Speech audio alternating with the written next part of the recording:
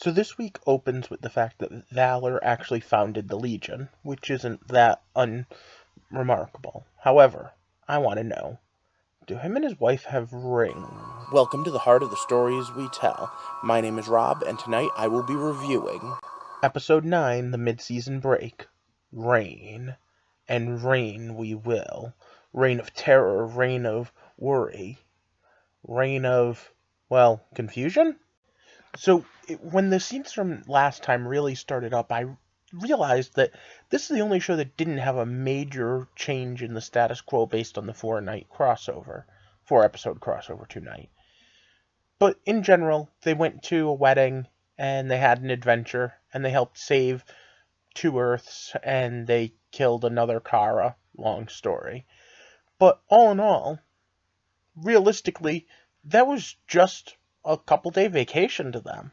So we're back with Valor and his wife, and we're back with the Legion of Superhero story and the Reign storyline, and mostly we're back with Supergirl being Supergirl.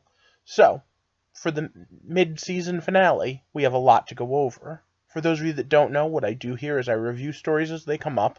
I do TV, movie, and book reviews, and then I also do theory videos on how and why we tell stories every Sunday. If that sounds interesting, click that subscribe button. But for now, let's talk about family, because that's really what this was about. We still have the main thrust, which was the family that is Kara's, but also the family that is Reign's, and someone sending a message to Kara in Kryptonian. Now, of course, we know this is Reign and her people, but at first they mistake it for Morgan Edge. It's an interesting episode. Let's get into spoiler territory, though. So once again, it's stop. Spoiler time. We still have John's father around, and we have some pretty funny, exactly how much the Martian Manhunter has adopted Earth and how much he hasn't. Things like what his favorite Christmas song is, and what he feels about the holidays. We get a great Star Wars joke where Empire is probably one of the best sequels of all time. Let's just be honest. But we also have the whole Kryptonian heritage thing, and the fact that point blank, Kara doesn't know everything. Remember a couple weeks ago when there was a whole cult? They had access to a version of the Book of Ra that she didn't, and as such, they know more about what's going on. But we also get the founding of the Legion. Now, out of story, just a quick history. Originally, the Legion was written as Superboy, aka Superman before he became Superman, traveled to the future, had some adventures, created the Legion. When they decided that post-crisis they weren't going to do that anymore, there was no Superboy, they had this problem. Who created the Legion? So they actually created Valor and the Daxamite idea in order to be the creator of the Legion. So that's where this whole storyline starts from. Of course, the big problem with the Legion in the comics is it's been relaunched so many times, so many changes in history that you might be a fan of one Legion or another and be talking about it, and someone else is talking about a completely different one. So I'm curious to see exactly how they take it here. Now, of course, that also then spills over into the Morgan Edge story. Like I said, at first they blame him for the Reign stuff, but realistically, it looks like this Sevens gang is their version of Inner Gang. Who's Inner Gang? Let's talk comics again. In Superman comics, Morgan Edge ran a group of people known as Inner Gang, and what Inner Gang was basically a unified group of gangs that were using apocalyptian technology, and I mean that literally, technology from the New Gods, from Darkseid himself, to try to destabilize Metropolis and the surrounding areas in order to give Darkseid a foothold on Earth. Now, I don't know for sure if they're going Darkseid route. In fact, I believe they probably aren't, but like I said before, him and Supergirl do have a history. And as of right now, we're still going forward with the fact that there's something going on. I even like Jimmy Olsen tonight, going in with his shield that can, I guess, collapse down onto his arm. Although I don't know if I like him any better with Lena Luthor than I did with Kara, and I wasn't a big fan of that relationship. I don't know. I really liked him and Lucy, though.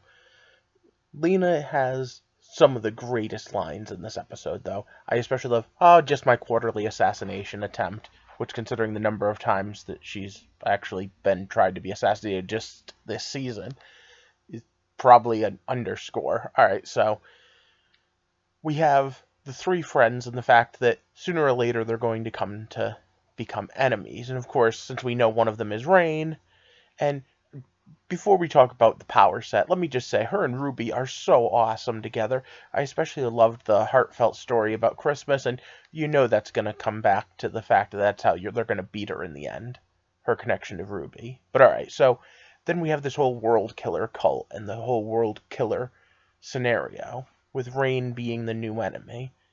And if anything, they went out of their way to make it look like almost like Batman was attacking those guys at the wharf, the Sevens gang. But of course it wasn't. It was an evil Kryptonian. Didn't we already have a Kryptonian and Kryptonian fight last season? I thought we did. But as we passed the halfway point of the episode, I was wondering whether or not they were going to call Superman in for this, and it looked like no. When all of a sudden Supergirl went into crazy mode, and I loved it. No, you know what? That'll take too long. We're going to do this their way. And then she burns the S-shield into the top of Catco. You're so used to seeing Superman in constant control. The idea of a super character letting their rage out, letting themselves be impulsive, is one of the things that I like the best. In fact, I still think the whole sometimes she gets angry over missing Krypton is one of the things that I like best about this series. But then that brings us to our big finale, our knockdown, drag-out fight between two Kryptonians. And in this case, it's Rain versus Supergirl. And Rain just has all the advantages.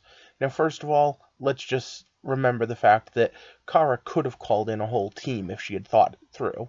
Mon-El and his wife, Manhunter, even Guardian. I mean, hell, just DEO agents in general. And what happened to all the kryptonite? I mean, yeah, they gave it to Superman instead of keeping it at the DEO.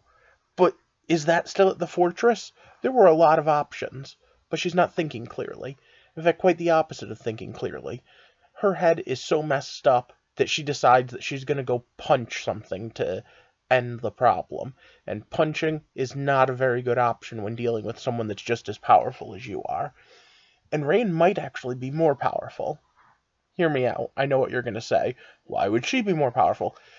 In theory, she's been soaking up solar radiation just as long as Supergirl has. Maybe longer. Maybe because she arrived as a baby and Supergirl arrived as an adult. Those years were more solar radiation. But on top of that, she wasn't using it. Her cells have been building up this charge and building up this charge and just holding it. Now, she can release it all. And remember, her heat vision's red, not blue like Supergirl's. I wonder what that particular thing is meant. I mean, you could always just go with color-coded for your convenience, like lightsabers, but... And then that ending, when she turned around and her daughter was there, do you think that she's still in the mask? Do you think she's still in Rain mode? Either way, of course, Supergirl loses round one of the fight, because, well, come on, it's a superhero show. Superheroes lose the first round, and then they need to come back more badass next time. Next time, though, it looks like January 16th, if I read the little thing quick on the screen right, we're going to get to see those rings that I was hoping for. I wonder if we're going to see Superman, too. Because at the end of the day, you have to wonder how much you need to bring forward to stop a Kryptonian world killer. Keep in mind, when I say world killer, I'm normally thinking Doomsday, not just Rain. And I mean, let's be honest, they didn't bring Mon-El back for nothing. Him and the Legion are definitely going to play some sort of role. Over the next couple of weeks, I wonder what you guys are expecting. Do you think that we're going to see a lot more previews of this? And what do you think is it going to take to stop Rain? Let me know your thoughts down in the comments. I'll do a whole wrap-up episode either next week or the week after, depending on how the other shows do. For now, if you enjoyed this, click that thumbs up, share this video, and of course subscribe if you haven't joined our little community yet.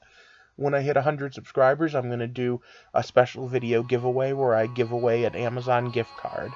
For now, though, I have a lot of thinking to do about the heart of this story, so that I can review the whole mid-season. For now, I hope you have a good night. I'm off to watch Gifted.